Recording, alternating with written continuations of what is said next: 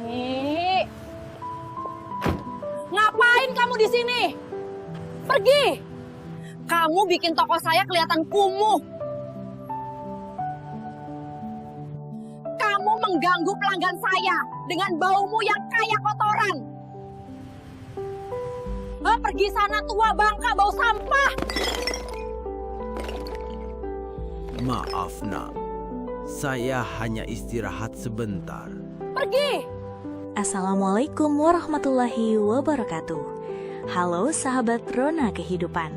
Selamat datang di Rona Kehidupan, channel tempat kita berbagi cerita, inspirasi dan pelajaran berharga dari setiap roda kehidupan. Namun sebelum lanjut ke videonya, jangan lupa kiranya untuk membantu subscribe dan mengaktifkan lonceng notifikasinya agar tidak ketinggalan cerita dan inspirasi terbaru dari kami. Terima kasih, selamat menyaksikan. Cerita ini diambil dari sebuah kota kecil yang sampai sekarang masih menyimpan rahasia gelap. Nama tokoh dalam cerita ini telah kami samarkan.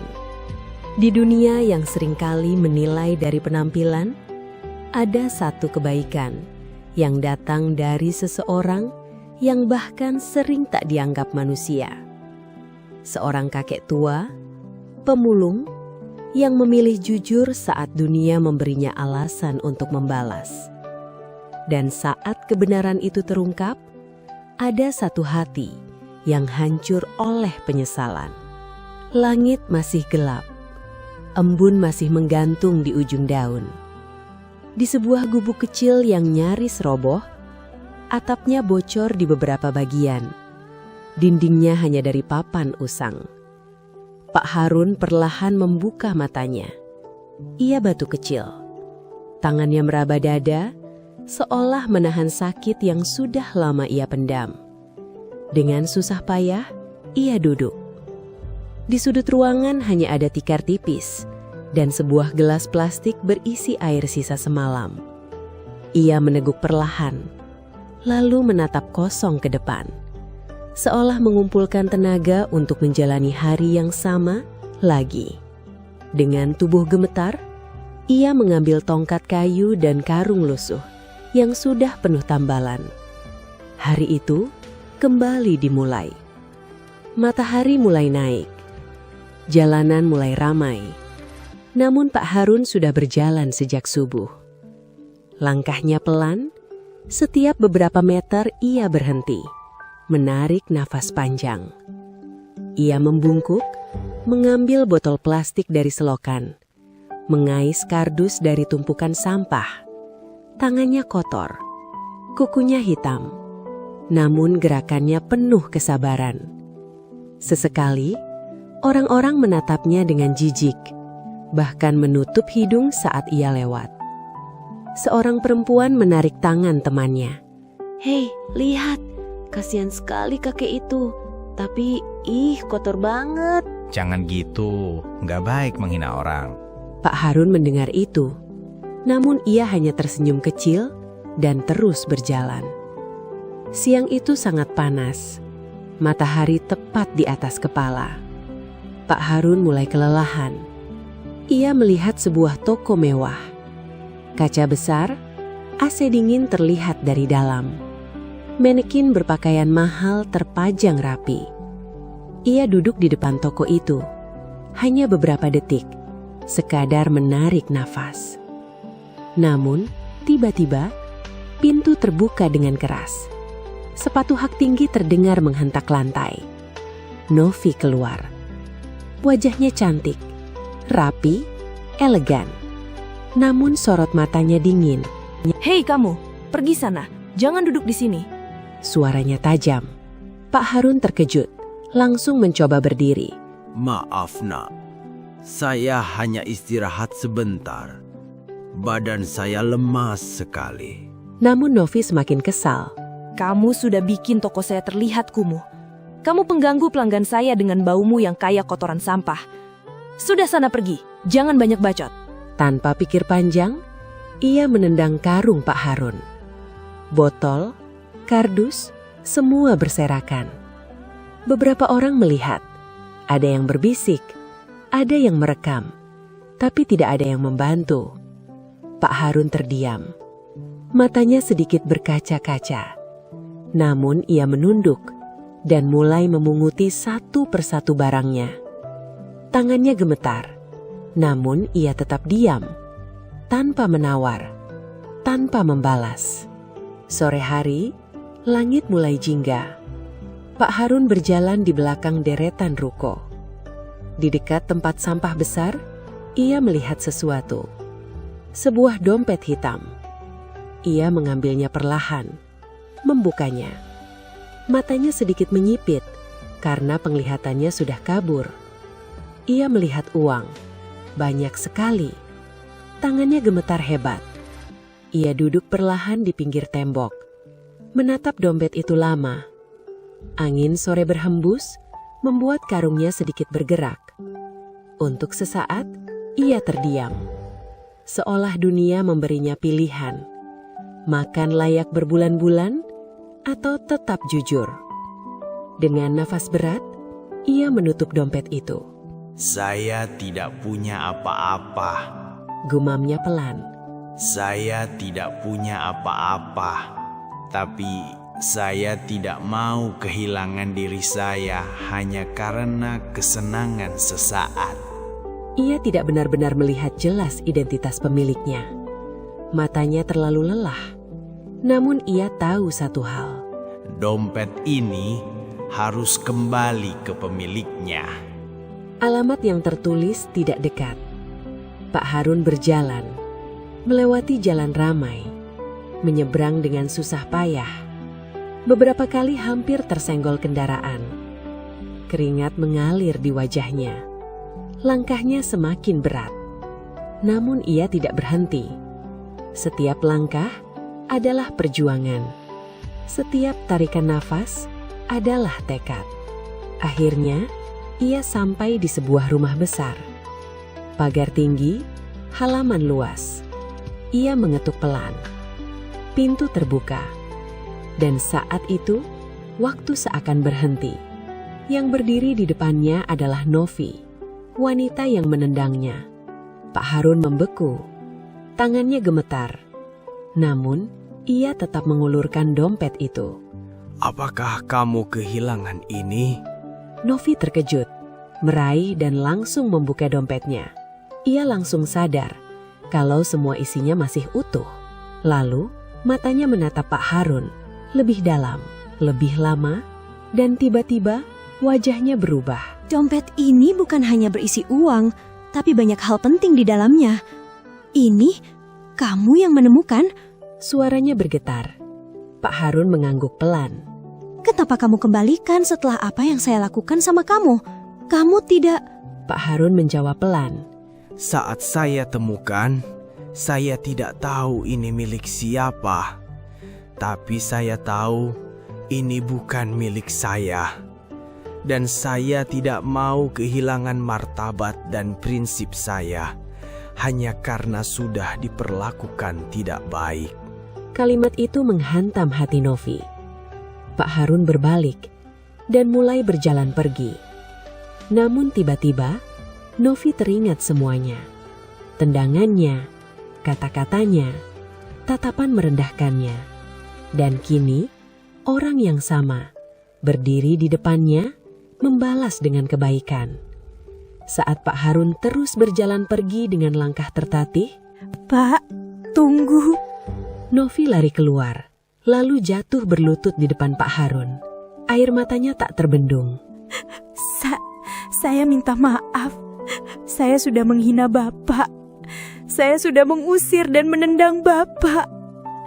Maafkan saya sudah memperlakukan Bapak seperti tidak manusiawi. Orang-orang mulai melihat, namun Novi tak peduli. Kenapa Bapak masih menolong saya setelah apa yang sudah saya lakukan sama Bapak kemarin? Pak Harun menatapnya lembut. Saya sudah terlalu sering disakiti. Kalau saya balas dengan dendam dan kebencian, lalu apa bedanya saya dengan dunia yang sudah menyakiti saya? Saya tidak mau kehilangan diri saya hanya karena isi dalam dompet yang saya temukan itu. Pak Harun kembali berbalik dan pergi dengan langkah gontai, menyeret karungnya. Novi hanya diam tertegun, matanya kosong melihat punggung lemah Pak Harun yang berjalan semakin jauh darinya. 2 hari pun berlalu, dan malam itu, Novi duduk sendiri di kamarnya. Lampu redup, menatap dompet yang ada di tangannya. Ia menangis, terisak, mengingat semuanya. Novi tidak bisa tidur. Bayangan Pak Harun terus menghantuinya. Bagaimana ia menendangnya, dan bagaimana kakek itu tetap memilih berbuat baik. Air matanya jatuh dalam diam. Untuk pertama kalinya, ia merasa kekayaannya tidak berarti apa-apa. Kehilangan. Langit pagi itu mendung, seolah ikut merasakan sesuatu yang akan terjadi. Novi berlari, napasnya terengah, kakinya hampir tak kuat menahan tubuhnya sendiri. Ia bertanya ke setiap orang di jalan, ke pedagang, ke tukang parkir, bahkan ke pemulung lain. Pak, maaf, saya mau nanya. Apa Bapak mengenal atau pernah melihat Pak Harun, kakek pemulung yang membawa tongkat dan karung? Sampai akhirnya, seorang pria menunjuk ke arah klinik kecil di ujung jalan. Oh iya Mbak, saya tahu Pak Harun. Semalam dia pingsan Mbak, tergeletak di dekat tumpukan sampah. Lalu warga membawanya ke klinik ujung jalan sana Mbak. Coba aja Mbak cari di sana, siapa tahu masih ada. Jantung Novi seperti berhenti sesaat. Tanpa berpikir panjang, ia berlari lebih kencang. Sepatu mahalnya terlepas di tengah jalan. Namun ia tak peduli. Air matanya sudah jatuh bahkan sebelum ia sampai. Saat pintu klinik dibuka, bau obat-obatan langsung menusuk hidungnya. Bau sepi, hanya terdengar suara alat medis sederhana dan langkah perawat. Maaf Sus, ruang Pak Harun dirawat di sebelah mana? Tanya Novi dengan suara gemetar. Seorang perawat menunjuk ke sebuah ruangan kecil di ujung lorong. Oh, di sebelah sana Mbak, di ujung lorong. Langkah Novi melambat. Entah kenapa, hatinya tiba-tiba terasa sangat berat. Seolah ia tahu, sesuatu yang buruk sedang menunggunya di balik pintu itu. Dengan tangan gemetar, ia membuka pintu perlahan. Dan di sanalah, Pak Harun terbaring. Tubuhnya terlihat lebih kecil dari biasanya. Wajahnya pucat, napasnya pelan, nyaris tak terdengar. Tangannya terkulai di samping tubuhnya. Tanpa tenaga, Novi langsung menutup mulutnya. Air matanya jatuh deras. Ia melangkah mendekat, perlahan, seolah takut kenyataan ini benar-benar nyata. Pak Harun. Suaranya pecah, tak ada jawaban. Ia duduk di samping ranjang. Tangannya gemetar saat mencoba menyentuh tangan tua itu. Dingin, lemah. Pak, bangun. Ini saya Novi, orang yang kemarin sudah menyakiti Bapak. Harun, bangun Pak. Suaranya semakin hancur. Perlahan, jari Pak Harun bergerak sedikit. Sangat pelan, namun cukup membuat Novi tersentak. Pak Harun. Ia mendekat. Kelopak mata Pak Harun terbuka perlahan. Matanya redup, namun masih ada cahaya lembut di dalamnya. Ia menatap Novi dan tersenyum. Senyum itu justru membuat hati Novi semakin hancur. Maafkan saya, Pak. Saya jahat. Saya sombong. Saya sudah menghina dan melecehkan Bapak. Air mata Novi jatuh tanpa henti, menetes di tangan Pak Harun. Bangun, Pak. Saya belum sempat berterima kasih. Saya belum sempat membalas kebaikan Bapak. Saya belum sempat memperbaiki kesalahan saya, Pak. Maafkan saya. Ia menggenggam tangan itu erat, seolah takut kehilangan. Pak Harun berusaha mengangkat tangannya dengan sisa tenaga yang ada, lalu menyentuh tangan Novi dengan lembut. Sudah, Nak. Jangan menangis. Saya tidak butuh balasan apapun. Ucapnya pelan, terputus-putus. Novi menangis semakin keras. Tidak, Pak. Saya harus membalas. Saya ingin menebus semua kesalahan saya.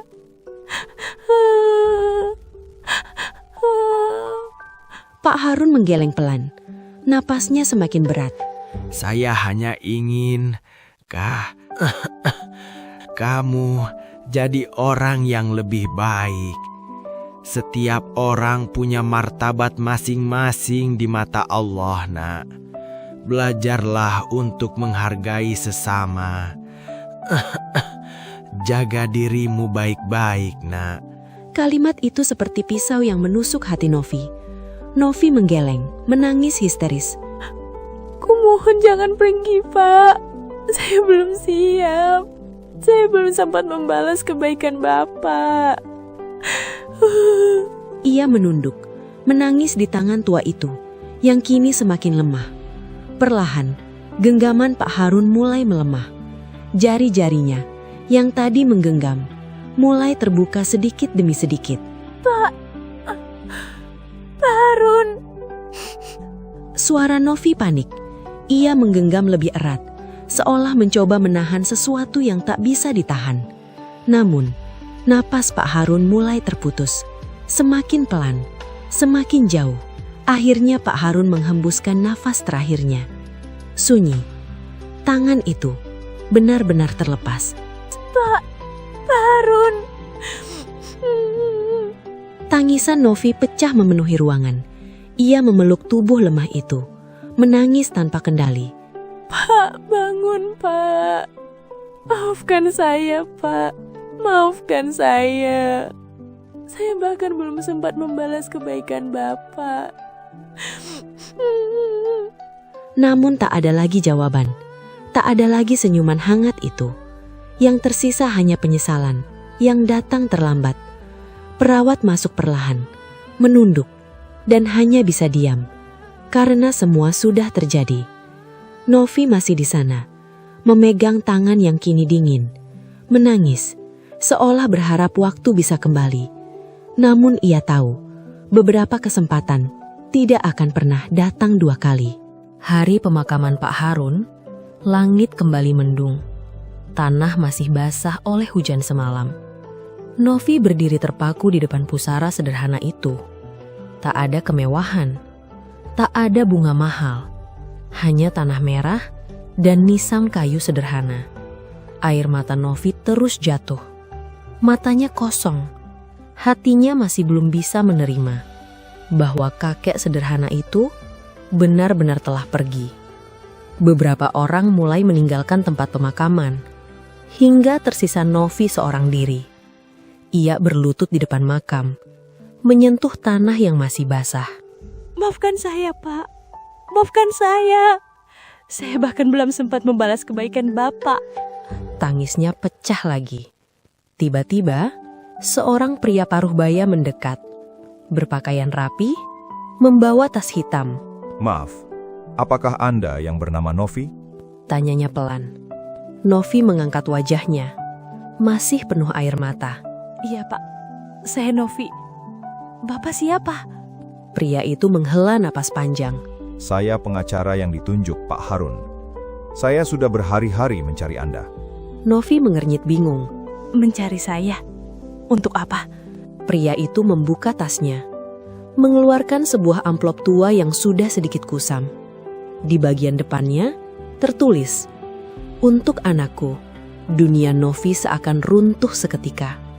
Tangannya gemetar hebat saat menerima amplop itu. Ini, surat ini, apa maksudnya, Pak? Pengacara itu menatapnya dalam.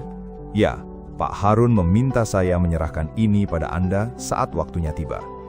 Novi membuka amplop itu perlahan. Di dalamnya ada surat dan beberapa dokumen. Dengan tangan gemetar, ia mulai membaca. Novi, anakku, jika kamu membaca surat ini, mungkin ayah sudah tidak ada. Maafkan ayah, karena tidak pernah cukup kuat untuk datang dan mengaku sebagai ayahmu. Ayah melihatmu setiap hari di toko itu. Toko yang dulu ayah bangun dengan keringat dan air mata. Toko yang sekarang menjadi milikmu. Ayah bangga melihatmu berhasil, meski ayah hanya bisa melihat dari jauh. Saat kamu mengusir ayah hari itu, ayah tidak marah. Ayah hanya sedih, bukan karena dihina, tapi karena ayah tidak bisa memeluk anak ayah sendiri. Ayah menemukan dompetmu hari itu, dan ayah ingin memastikan anak ayah tidak kehilangan apapun, meski ayah sendiri sudah kehilangan segalanya. Maafkan ayah karena pergi tanpa sempat memanggilmu anakku. Tapi percayalah, ayah selalu mencintaimu. Dari ayahmu, Pak Harun. Surat itu jatuh dari tangan Novi. Tubuhnya lemas.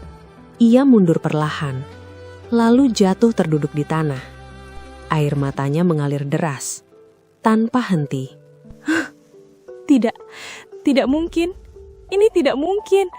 Pak Harun itu ayahku. Pengacara itu kembali bicara pelan. Semua ini benar. Beliau adalah ayah kandung Anda. Toko yang Anda tempati adalah miliknya. Dokumennya ada di dalam map itu. Dan semua asetnya ditulis untuk diserahkan sama Anda. Beliau memilih hidup sederhana demi untuk menjaga semua aset agar kelak bisa sepenuhnya utuh untuk Anda sebagai anaknya. Namun, kata-kata itu tak lagi berarti bagi Novi. Novi merangkak mendekati makam itu. Tangannya menggali tanah dengan putus asa. Ayah, maafkan saya. Ayah. Tangisnya pecah, lebih keras, lebih hancur dari sebelumnya. Saya anakmu. Kenapa selama ini saya tidak mengenalmu? Ia memukul tanah itu, menangis tanpa kendali. Maafkan saya. Saya anakmu, Pak. Saya anakmu. Kenapa saya mengusirmu? Kenapa saya menendangmu bahkan dari tempatmu sendiri? Saya anakmu. Saya menyakiti dan menghinamu. Dan ayah tetap bilang menyayangiku. Maafkan saya. Langit mulai gerimis, seolah ikut menangis.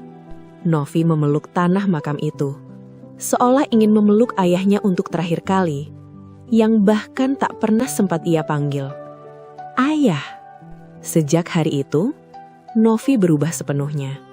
Ia menjual sebagian aset mewahnya dan mengubah toko itu menjadi tempat bantuan untuk orang kecil. Di depan toko itu, ia memasang sebuah tulisan, "Milik Pak Harun, ayah yang mengajarkanku arti kehidupan." Setiap hari, Novi berdiri di sana, menyambut para pemulung, memberi makan, dan tersenyum dengan mata yang selalu berkaca-kaca. Karena setiap karung lusuh yang lewat selalu mengingatkan pada seorang ayah yang ia kenali justru saat telah kehilangan selamanya. Kadang, orang yang paling kita abaikan justru adalah orang yang paling mencintai kita. Dan penyesalan terbesar dalam hidup bukanlah kehilangan harta, melainkan kehilangan kesempatan untuk mengatakan, "Ayah, aku mencintaimu." Karenanya, kebaikan sejati bukan tentang siapa yang pantas, tapi tentang siapa yang tetap memilih berbuat baik meski pernah disakiti. Nah, sahabat Rona Kehidupan, demikianlah kisah ini kami tuturkan. Terima kasih buat para sahabat yang sudah setia mendukung channel kami dan menyimak cerita ini. Sampai bertemu kembali di Rona Kehidupan berikutnya. Wassalamualaikum warahmatullahi wabarakatuh.